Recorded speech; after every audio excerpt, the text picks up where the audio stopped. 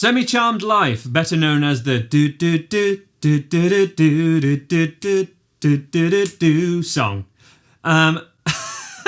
This song has just 3 chords in it, and this is an exercise or a tutorial for these chords, the G, D sus2, and the C add 9, because if you're not aware of these chords and don't know them yet, you can play hundreds of songs with these. I've got a video on how to play 10 of those songs at very least. But it's also how to do those chords with strumming, and that's the trick with 3 chord songs. We've got to keep interest somehow. We've got essentially the same chord progression for most of this song. To keep interest, it's the strumming and the chords together that are the real riff and the real trick of this excellent song.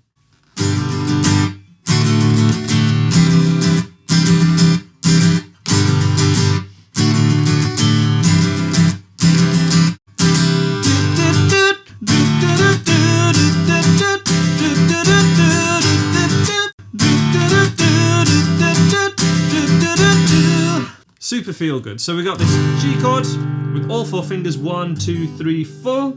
That can be different to how most people play a G chord, which is perhaps like this. And the trick is that we keep the 3rd and 4th finger down basically the whole time, which we would do for the C add 9, which looks almost the same. This is a replacement or a substitution for the C major chord, and you can use this substitution an awful lot, especially in beginner-based songs. And then we have the D major, and this is played in the standard way. But then we quickly go to back to the G chord, but we don't need to move the middle finger and the 1st finger back. So we're going to play the D, and then a G chord like this, which is technically a G over D, because the lowest string we're going to be playing is a D, which is what the slash chord is about. G5/D.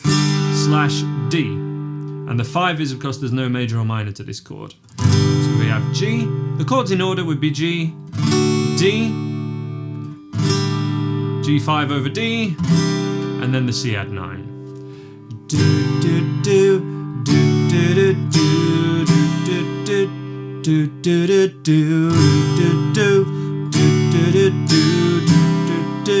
do do do. Obviously, that's most of the song, so it's more about the strumming pattern and how these fit together. The strumming pattern is, or it begins with, that was 5 strums. 1, 2, 3, 4, 5. And then we have this mute, which is done exclusively with the outside of the palm of the strumming hand. That was 6 strums, 5 of the D, and 1. And it would be on an up strum, just 1 strum of that last chord, the G5 over D.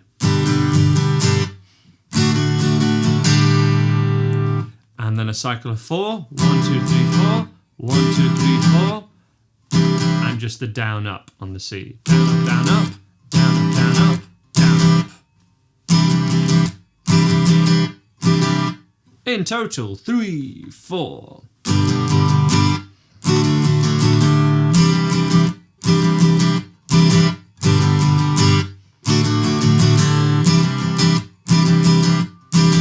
I guarantee if you've only learned a lot of 3 chord songs so far, you might not be able to do that one. That is an intermediate kind of level strumming pattern.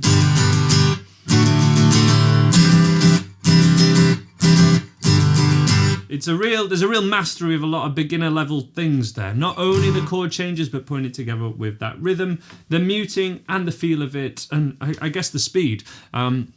That is a 16th rhythm. I'll link to some strumming help with 16th rhythms in the description below. Let me know any questions you have about that, but let's go on to the next bit of the song. There is a quieter part of the verses, which if you want to play that part, it's not essential. You could just, as I say, keep the main strumming pattern going, but there is this quieter part which goes. That is a G, D, and just to a C. G, D, C. And that is the section like, I believe in the sand beneath my toes. All of that section, it goes quieter, then back to that section. And that is your challenge for this week, especially to those late beginners out there who think they've got all the 3 chord songs mastered.